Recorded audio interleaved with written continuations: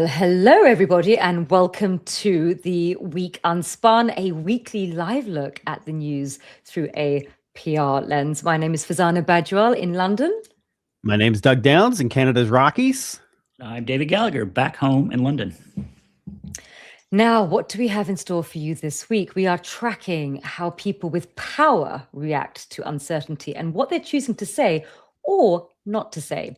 Our lead story is going to be from the US and what business leaders are signaling and avoiding as policy shifts accelerate. Then we're going to zoom out to the political layer with PM Starmer in China, the EU in a trade deal with India, and we may be seeing this early shaping of new alliances, this new world order that everyone has been talking about.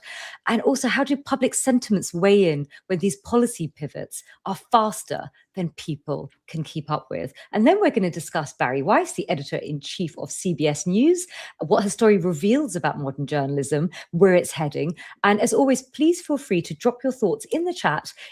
Do give us your comments, and we're going to try and go over them before the end of our show.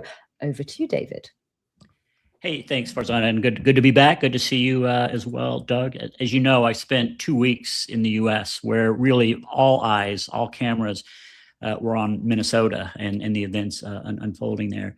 And if you don't know what was happening there, the state's in the middle of a gigantic federal immigration enforcement surge, which led, sadly, tragically, to the shooting of two protesters in Minneapolis. Now, we've talked on this show a lot about this idea of strategic silence. And this idea that companies, the business sector in particular, often tries to stay out of the political fray. They don't want to comment on political or policy issues, especially if that runs risking the ire of the Trump administration or the MAGA movement. And I think you could kind of understand why they would stay quiet.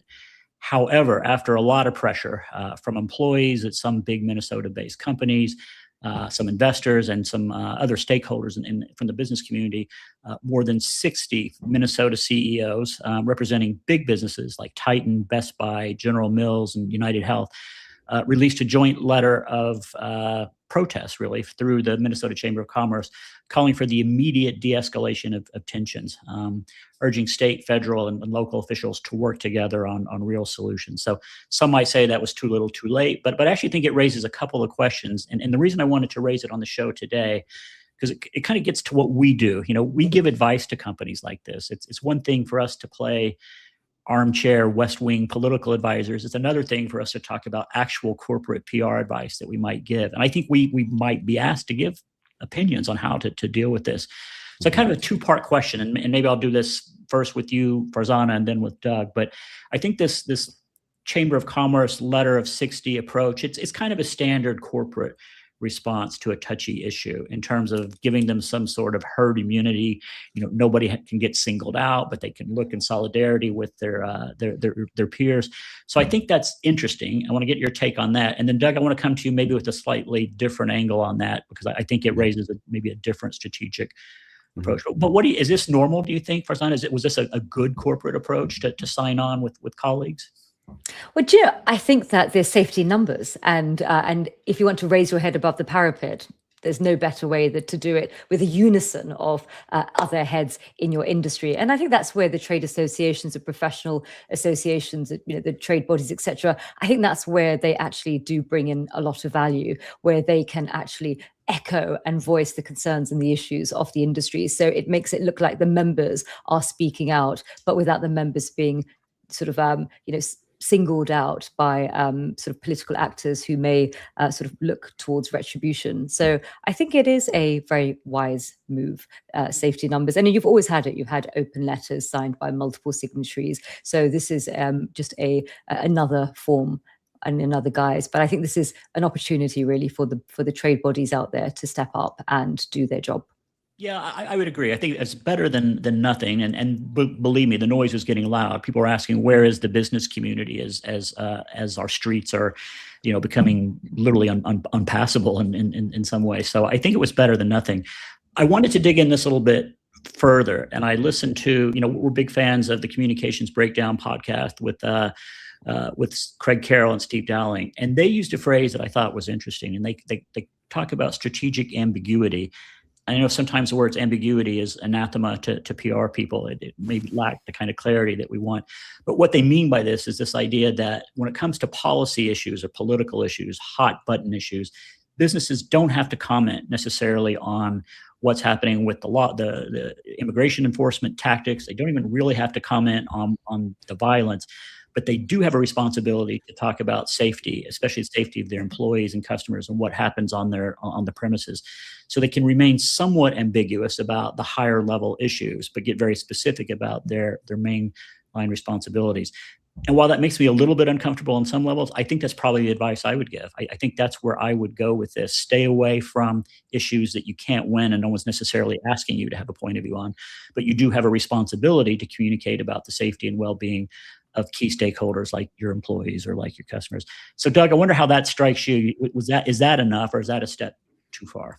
Yeah, and it's important because you and I sort of see through a slightly different lens, right? You see things through this lens, and I see things through this lens sometimes, but we wear the same pair of glasses, so to speak. I thought strategic ambiguity, great term that Craig and Steve put together. I call it not stepping in it, because anything you say that expresses opinion is going to tick somebody, a big group off, and you're just adding gasoline to it. You know, trying to sit, I don't know, David, I think trying to tell people this is right, this is wrong, not right now. De-escalation is incredibly important. And I said, I think it was last week, the onus for de-escalation is probably on law enforcement. And I'm not saying law enforcement is wrong here at all, but it's probably on law enforcement because that is the professional body. You can't ask the mob to de-escalate, but government leaders have a responsibility to there as well. I thought the silence on perspective was the right move in this case. Yeah, I would agree. You know, I hesitated slightly. I went back and looked to see what the response was on social media to the letter and to this criticism. Idea. Yeah, and it was, you know, some of the businesses got lit up in terms of, you know, how they failed to take a moral stand or an ethical stand. And I'm not disagreeing or agreeing with that necessarily, but I do think if you're giving advice to a business and they've got commitments to shareholders, stakeholders in the community, your job is to help them thread that needle, and not necessarily to solve the bigger problem, which remains, but how to protect the interest of their employees and their customers. I thought the strategy was on target. Yeah. And also, David, I think, you know, in those situations, sometimes you're damned if you do and damned if you don't. Exactly. And I think what, you know, from a PR perspective, what's important is that when you put together statements in these, you know, highly contentious, polarized topics, it's important to get people who do not have the same viewpoint so that you understand how it lands in both parties. Because often what you see with some organizations is they make a mealy-mouthed sort of statement and they end up winning no friends and they alienate both sides. Yeah. Well, speaking of damn if you do and damn if you don't, you were at an event this week, right? Talking about rapid shifts in policy and the whiplash it might cause. Maybe take us through what the event you spoke at. I thought it was fascinating. Yeah, so I spoke at a panel and it was really to launch the final report from the Business and Democracy Commission. And that's in part sort of supported by the Chartered Institute of Public Relations, where I'm president this year, as well as Ipsos. And it's been spearheaded by a consulting firm called Jericho. And what was quite interesting is that the room, as you can see, was absolutely full because people are looking for a PR framework to manage and protect reputation through these highly contested times. And as you can see, everyone was sort of at the edge of their seats because everyone's looking for a methodology. And so this report, which is free to download, and we're going to have the link in our show notes and also in our social media comments. And so please do. And what they really identify that number one, populism creates a business risk. Number two, policy failures create costs for business. Number three, poor responses damage reputation and revenue. And also disinformation is a direct business threat. Values alignment is essential for talent, but it's complex. You know, younger generations much more interested in leaning into a values gap rather than perhaps older generations. And also the opaque lobbying just erodes that trust. And so that was absolutely fascinating. And I think the report, what it does, it actually gives you a framework in terms of how to think about if your organization all of a sudden is in the eye of the storm, how can you give strategic counsel to senior stakeholders in how to respond, whether it's strategic silence or you lean in. And I think that framework is really important because you need a framework to operate from. So, because often when you're in the middle of a crisis, you're in fight or flight mode. And sometimes your sort of cognitive thinking isn't as good as you would like it to be when all of a sudden you're in the middle of a crisis. So having frameworks and developing them that are agile enough that could work from a case-to-case basis is important going forward. Now, speaking of policy pivots and how do organizations sort of navigate it, we also this week saw our Prime Minister Keir Starmer and his sort of state trip to China. It puts the UK and China back into the spotlight. And what's really interesting is back in the UK, you've had this huge debate about China's proposed super embassy, and you've had a lot of protests against it. And what I wanted to sort of try and understand is that narrative gap. You've got policies that are pivoting super quick, alliances that are shifting, which would normally happen over the course of decades, and all of a sudden it's happening within months, within weeks even. And there is a lag because the public are used to China not quite being a friend, but being a bit of a foe, because there's been, many years of anti-China rhetoric, for instance, in the UK. And so all of a sudden, our Prime Minister is there looking for cooperation. And of course, the public are perplexed. So I want to ask you, David, how would you sort of advise where you've got policy that is moving much faster than actually the public can keep up with in terms of shifting their sentiments? Yeah, it's interesting. I re-listened to Mark Carney's speech from Davos last week, which I think we spoke about last week, and I kind of heard it with different ears today, if that makes sense. And one of the comments that really stood out for me was this idea that we're not going through a transition right now; we're going through a rupture. And I think the speed with which we will see changes in policy, changes in strategy, not just at the nation state level, but at the business level, will be really pretty rapid and pretty frightening in some ways in terms of how quickly things are moving. And there will be this lag between public opinion about what they've been told before and where things are going now. I guess what I liked about Starmer's approach, and I know there are people in the opposition who won't like parts of it, but he seems to be moving at two speeds. So definitely he's addressing the bread and butter issues right now. There's some good things have already come out of this, visa-free travel to China from British citizens, no tariffs on Scottish whiskey, a few kind of quick wins that he could talk about. But then he's also saying we need to take a more pragmatic, cautious approach to what are some really real remaining issues with the relationship with China. So I think he's trying to, again, thread that needle between here's some immediate benefits and here's some things that we can we need to work on together. I also like the fact that he phalanxed himself with business leaders who are all there to talk about benefits to shareholders and customers.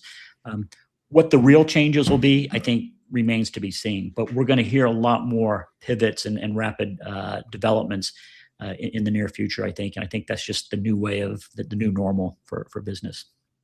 And David, I also I thank you for that. I want to bring Doug in because actually you also had the EU and India, and they announced a new trade deal. And so what you're seeing Keir Starmer going off to China, EU going off to India. There's obviously tensions with tariffs with China and India and obviously the US. They're sort of bilaterals. How can institutions like the EU, countries like the UK, actually have their cake and eat it? How can they actually, pursue these trade opportunities and alliances with China, with India, with other countries, and not sort of incur the wrath of the White House? Canada went to China as well and struck a trade deal. You're just ignoring the islands over here. I get it. I think they can. And it's to frame it to an agreeable value that most, even American audiences would agree with, even Washington would agree with. I think there's a hierarchy to communication. I've always kind of lived by this. You have values at the very top. You have attitudes in the middle. I've got an attitude about taxes, but I have values that sometimes supersede those. Don't like paying taxes. And then opinions that we sort of fight about that really aren't very deeply entrenched. So from a PR perspective, I think you frame this as diversification and resilience and not swapping sides. because that's a value that people would disagree with. On China, the UK line has to be engage where it serves national interest, de-risk where it touches security. On India, kind of easier because it's a values compatible partner. And the EU-India trade deal, the mother of all deals, as they're calling it, is being positioned as commercially significant and rules-based. So brief Americans early, message shared objectives publicly, resilient supply chains, enforcement, national security, fair trade, and then use language that plays well in DC, de-risking, friend shoring, rules-based trade, no tech leakage. Because the White House backlash isn't going to be about trade existing. It's going to be about trade being framed as a pivot away from the US. Diversify your trade, not your values. Put really simply, it's okay to de-risk. Just don't defect.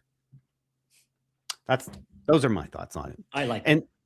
I think I want to transition over to Barry Weiss, the new CBS News lead, because I think this could be a pivot point for journalism. Barry Weiss built a following by criticizing mainstream newsroom acceptable views and really coming to the forefront now. You may not know the history of Barry Weiss, but longtime journalist, media entrepreneur. Now she's taking on a very different role. She's leading CBS News editorially. And that matters because CBS isn't just another news outlet. It's one of the last household name news institutions that people still associate with the news.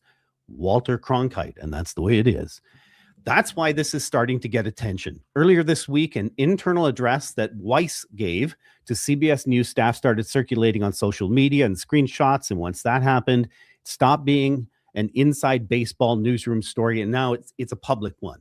Is she admitting that journalism is broken? In effect, yeah, she is. The tone's unmistakable. If CBS keeps doing what it's doing, it loses. And she's making a bet on what the fix is. In that internal address, she makes a few tight points. First, she acknowledges skepticism about her leadership and says she's not asking for trust. She has to earn it.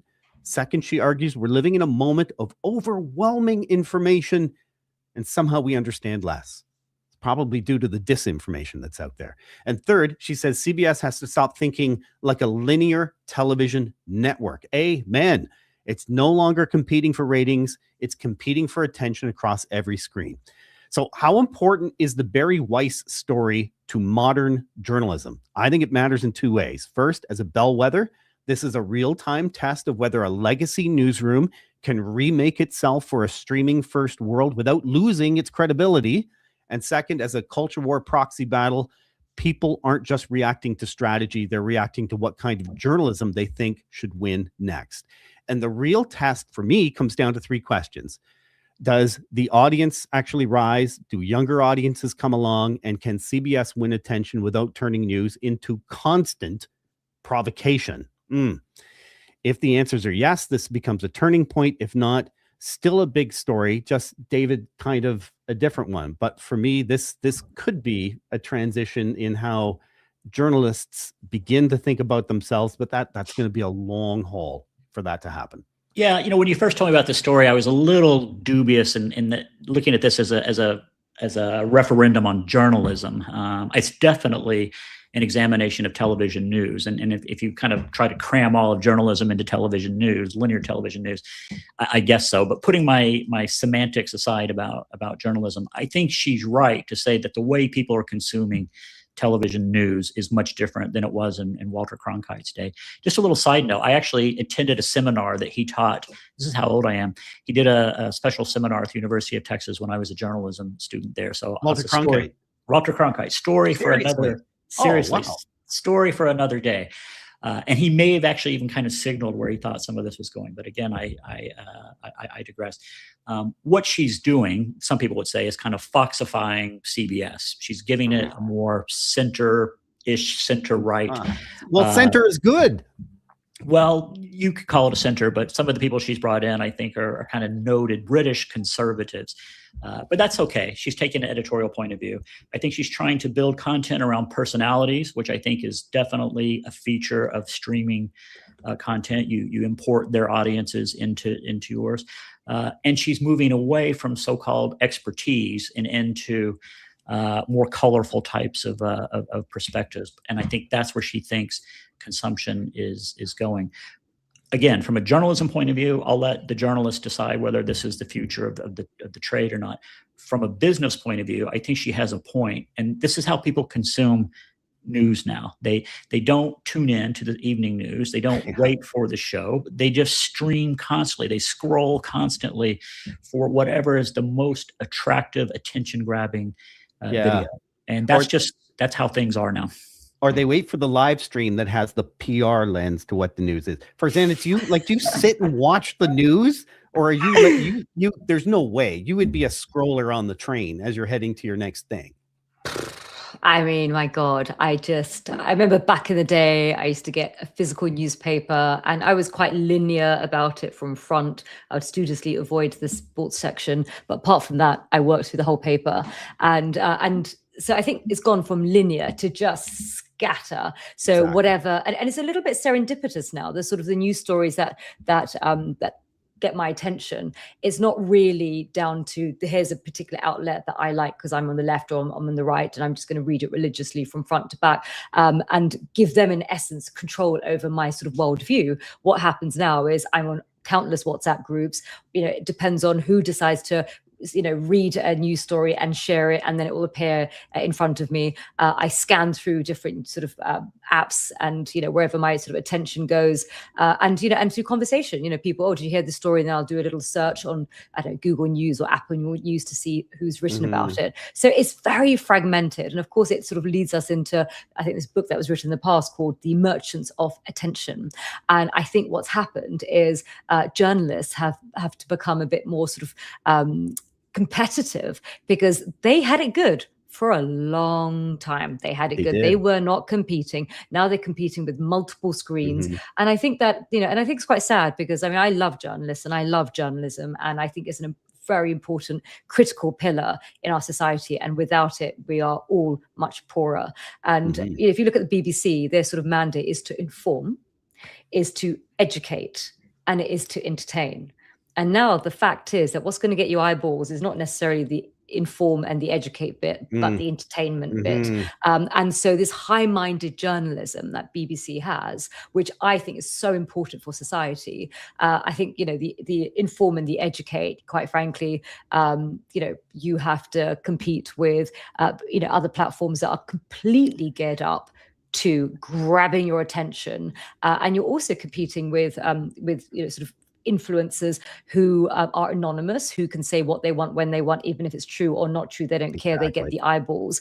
So it's a very, very unfair and it's not a level playing field anymore with traditional journalists and influencers, because with traditional journalists, they say something is wrong, you can haul them over the coals. Look what happened with the BBC.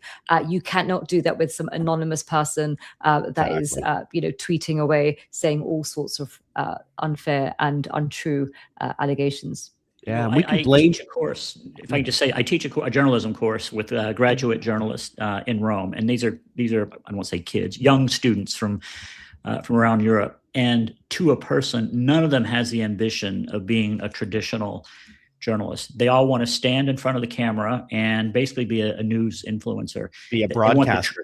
They want to be a broadcaster. They want the training. They want to understand how to put the package together. They want to, in my words, appear to be a journalist, but they don't really care if they've got the BBC or CNN chyron underneath them. And so I have faith that the next generation will rise to the technological or attention-grabbing challenges, but it's going to look a lot different than what we grew up with. The only solution, David, is you give them my card because they should start a podcast. But I tell them that every time, start a podcast. Exactly. Yes. Yes. Well, speaking of how we come across and on different platforms and channels, I did tune in to Stories and Strategies, and you spoke to Liz Brooks. Yeah. Great story, or a great conversation with her, and about how what I took away is you present yourself consistently, but you're received differently, kind of depending on who's watching and how they're watching you. And I thought that was a good wake-up call for all of us as we think about our own personal brands or how we try to come across.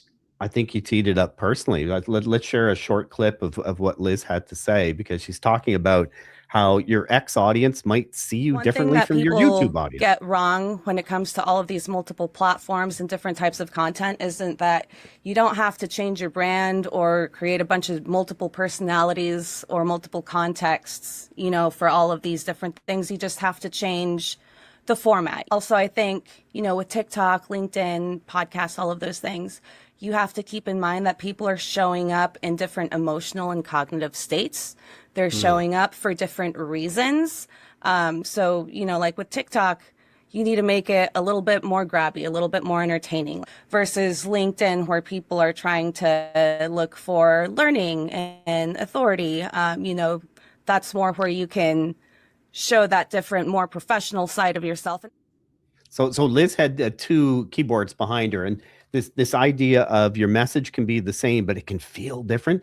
Think about it as playing the same music on different musical instruments, right? That it's essentially the same. The feeling is just different. That's the story that's out there right now. So let's go to the mailbag, so to speak, or the comments that we got. This one's from Arnab Chowdhury. Arnab, I hope I'm saying your name right. The font is really small. Opinion versus news will be a challenge when one wants to be a broadcaster. Is that an existential threat?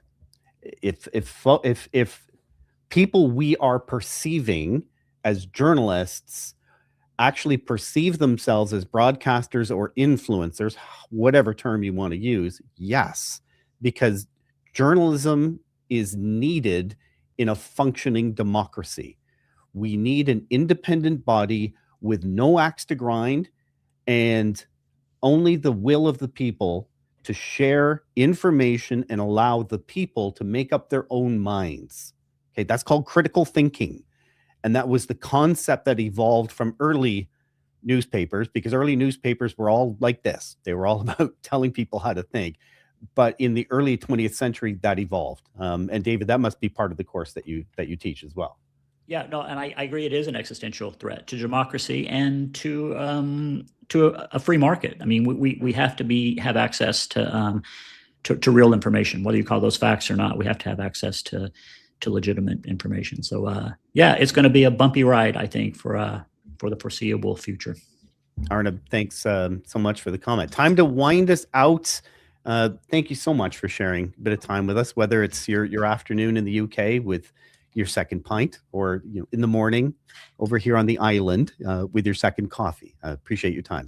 As always, thanks to superstar producers Emily Page and Solomon eBay, who flew solo today. Oh, we got another comment here as I'm winding down from Kevin, my journalism school teacher and old Mirror guy, said, "People make news. That has not changed."